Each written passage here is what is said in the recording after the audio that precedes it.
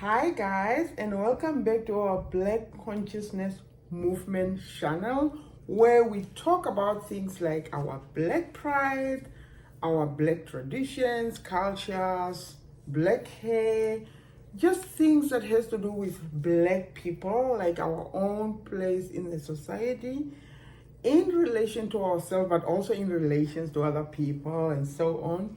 We also talk about things, teaching our children and even ourselves as humans who have been I don't want to say pre-doctored, or like we had teachings in the past that talk against our skin, against our hair, against who we are as humans and so on.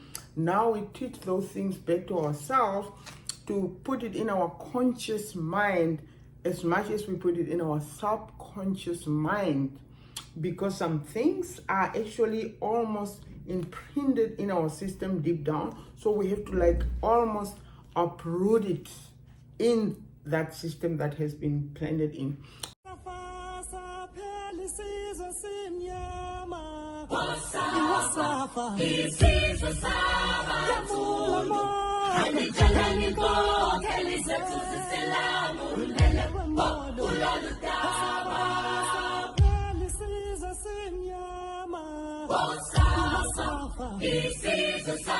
When we say black is beautiful, we are not comparing that beauty with other races. We are not saying black is beautiful more than white, black is beautiful more than brown. We are just teaching mainly that black is beautiful.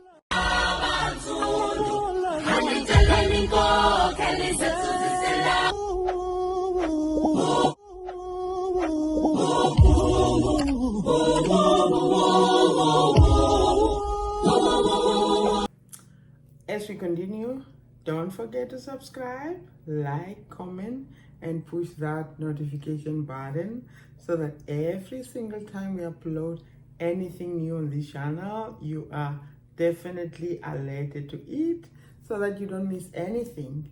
So, without wasting any time, today we're going to talk about our Black languages. What do I mean by that? Our own original languages, because obviously right now you can see that I'm speaking English, but we are not talking about okay, so today, as I said, we are going to talk about our Black languages, like our own original languages, and I'm going to share with you what my, for example, mother tongue is. Right now I'm speaking English to you because I don't have a choice. English is the most acceptable language everywhere around the world, so I don't have much of a choice. I have to speak English for you to even hear me, because you don't speak my language, right? So I'm originally from Namibia, so my language is, I'm coming from the Ovaherero tribe, so my language or my mother tongue is Ochiherero. But in Namibia, we were actually forced to actually learn a language called Afrikaans. It's actually a white language from the Afrikaner group. I think that's what they're being called. And well, I'm fluent in Afrikaans as well. And it's not a language that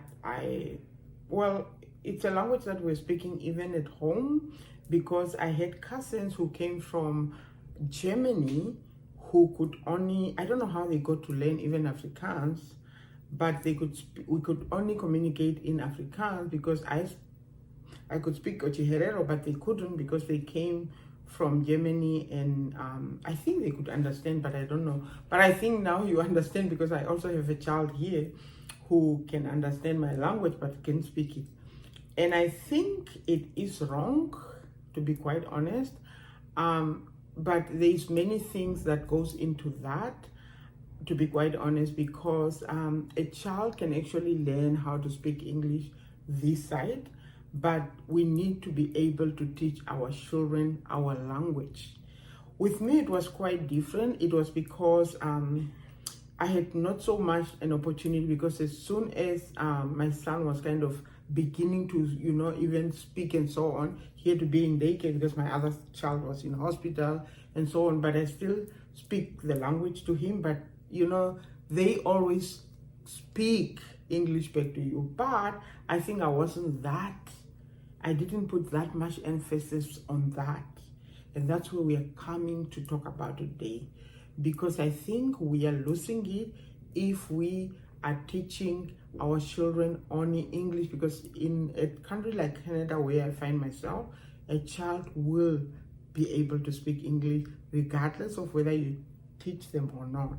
So I think it's good to teach our children our own languages. Now, there is two types of people.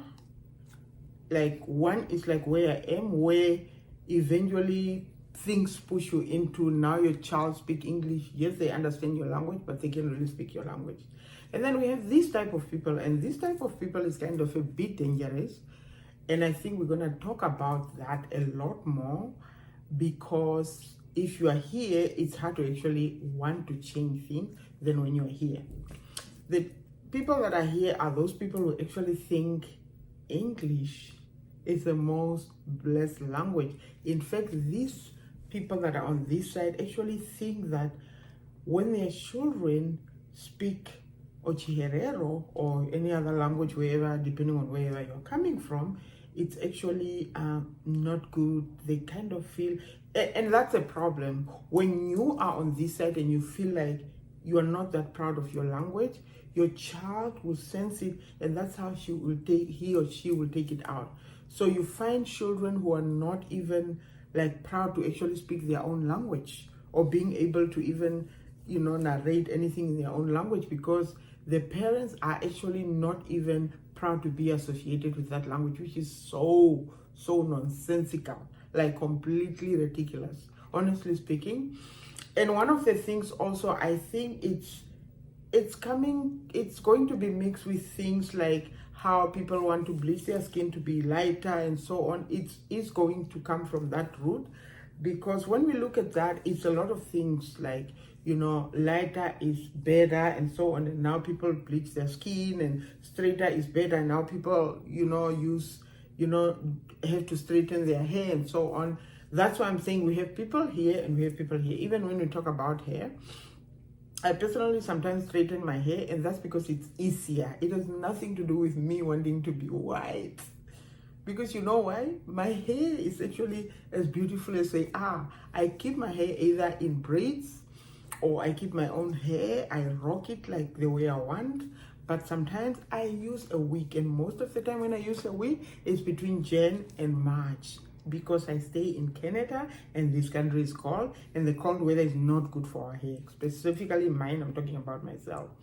So now you have this part where people really, I'm going to put a wig because I look more nicer with a wig. And there is that thing that comes from the past, where everything lighter is better, straighter is better, and English is better, obviously. But I can tell you right now, I have been in this country for 13 years, in Canada, and I think you can hear my accent, right? Do I speak like a Canadian? Of course not. And this is something that I have decided consciously and deliberately. I made a conscious decision when I came to this country some years ago. I think it's because every time when I'm in a place like maybe Walmart or whatever, people will come up to me and say, "Oh my God, are you from South Africa? I love your accent. Oh my God, you have a beautiful," like, I've never heard somebody saying, "Oh no, you have a strong accent," and all that. And I'm coming to the strong accent part as well. But most people will say, "Oh no, I love your accent. Are you from South Africa?" And I'm like, wow. I was so happy every time when somebody associates me with not necessarily South Africa itself. I don't care if somebody say, "Oh, are you from Zimbabwe? Are you from Kenya? Are you from Burundi? Are you from Uganda? Are you from wherever?" It didn't matter to me. For me, it was the fact that it was an African accent. It was an African accent. So I've decided consciously and deliberately that if there is one thing that I'm not going to change, it's my accent. The way I speak right now, Canadians will understand me. Don't be deceived that people don't understand you. People have said that, oh no, Jehovah is, especially because the direction you are studying is law, so you have to really try to speak, to learn the Canadian accent. I say no, I would not. I have seen a lot of Nigerian lawyers who speak their own accent and they win cases. They are successful. Your success does not depend on your accent. No, it doesn't. So because of that, I have decided that I will completely not change my accent, and I'm so proud of that, because my accent is the one thing that at least, if other things doesn't show that, because remember, they said when you move to Rome, you have to change some things and do it like the Romans. So, there's a lot of things that you change. But my accent, oh my God, that's my pride. I am so happy every time when a Canadian come up to me and say, I love your accent. Are you from South Africa? And I don't know why I have a South African accent anyway. Obviously, I have some time when I was in South Africa and so on. But I think even before that, most people say that even in Namibia that I have South African accent. I don't know why. But it doesn't matter to me, as I said, as long as it's an African accent. So happy. Anyway, let's go back to the strong accent. That is another problem that I have. So this is what people do. And I think I'm also going to blame partly our own people. But this is what I've seen. When African leaders, for example, speak English, maybe grammatically they say things wrongly or whatever, they are being blamed for not being, I think fluent in English, which is so wrong. But let other African leaders, let other leaders from around the world speak English with kind of an accent, or even like differently than obviously as they think English should be spoken, speak. Then you will know that people have chosen to be discriminatory against, blacks in general, or should I say Africans? Because obviously people, black people, who are born here speak English, I don't want to say the right way, their own way, or their acceptable way. So I've seen it. I've seen leaders, let me say from Sweden, somebody from Sweden or somebody from wherever, speaking English in their own accent. Because remember, most time we speak English from our own accent, right? So, but when that happens, no one talk. But let it be, somebody from an African country, especially Nigerians, are being told that they have a strong accent. What does a strong accent really mean? What do you mean? I have a strong accent? Maybe because I have a strong language. Because your accent really comes from the way you speak your own language.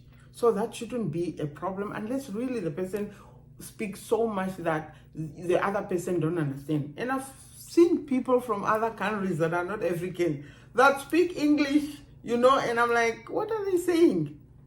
But no one's talk about it. Let it be African. And even the Africans themselves, they will bring each other down like, oh no, you don't speak English that very well. I don't have to speak English that well. Like, how well can I speak English? And what is your well? Like, what is your speaking English well, really, in that sense?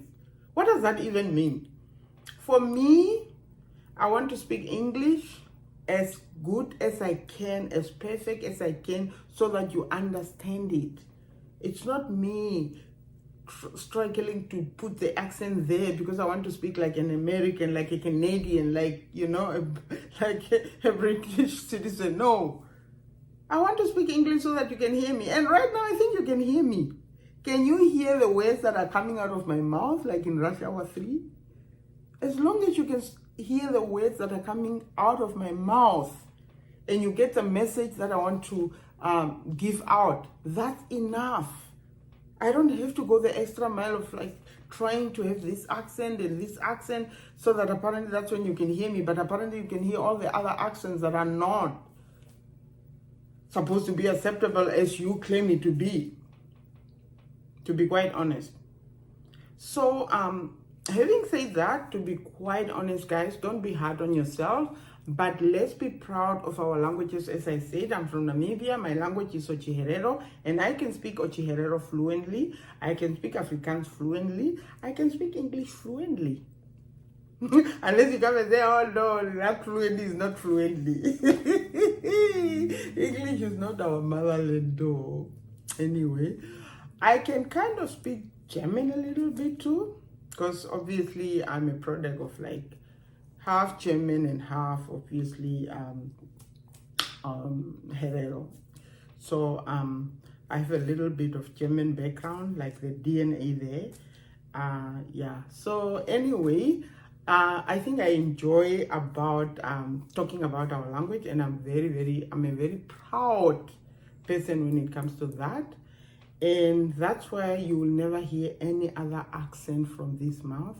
This is the accent I'm gonna keep for the rest of my good, beautiful life that God has blessed me with until it comes to get me. So yes, that's what I wanted to share. Please be proud of your language, and please don't make these children feel embarrassed when they speak their own language. Why should they be embarrassed? And I'm so proud of, like, for example, I think it's Chinese. I don't know much about Filipinos, but I think Chinese is the one race right now that I can say I'm proud of them, because they're children. They speak their language, and they have not seen them being like embarrassed, and I've seen how the parents speak with them. I don't know about the other races, obviously. I'm not aware of, other races that I feel like proud enough to kind of do that. I would say that, for example, Nigerians, I've gotten to know that from even my friends. Some of my friends are Nigerians, that even to speak their own language, the parents feel embarrassed. I don't know why they do that. Because Nigerians, for me, they feel like they're supposed to be the one nation that is so proud, The reason I say that is because Nigerians in general are very bold people. So having that, I'm like, what? How is it possible that you guys are not proud of your language in that sense, and that the children should speak your own language? Anyway, it's a bit noisy now, and I think we can somehow put this language thing somewhere else as well. So let's close this chapter today. So don't forget to subscribe, like, and comment, and push that notification button, so that every time we load something new on this channel about our Black culture, Black consciousness, and so on, you are ahead of your game and you are not left behind. Take care and bye.